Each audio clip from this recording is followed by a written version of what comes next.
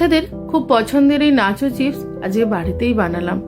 Sweet corn এখন সব জায়গাতেই পাওয়া যায়। কিছুটা সুইট কর্ন আমি জল ঝরিয়ে নিয়েছিলাম, তারপর সেটা মিক্সিতে দিয়ে আমি একটা মিহি পেস্ট তৈরি করে নিয়েছিলাম। কোনো রকম দানা দানা থাকলে চলবে না, আর জল দিয়ে পেস্ট করলেও হবে না।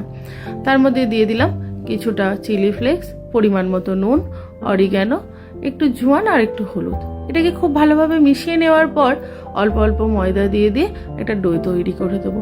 তার মধ্যে 2 চামচ রিফাইন তেল দিয়ে আরও খুব ভালোভাবে মিশিয়ে নিলাম।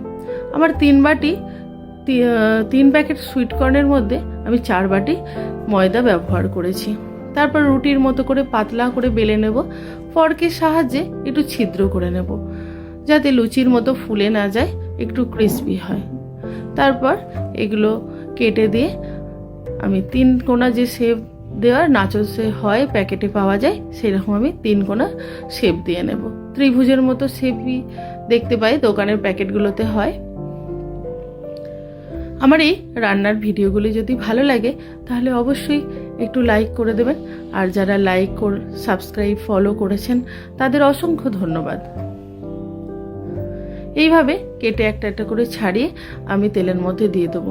তেলটা কিন্তু ভীষণ গরম হলে চলবে না, হালকা উষ্ণ তেলের মধ্যে নাচোসগুলো দিয়ে দিতে হবে। যখন নিজে নিজেই ভেসে উঠবে উপরে, তখন একটু উল্টে পাল্টে দিয়ে ক্রিস্পি করে তুলে নিতে হবে। কিছুক্ষণ এরকম তেলটা ঝরে গেলে তাহলেই একদম খুব সুন্দর নাচোস তৈরি হয়ে যাবে।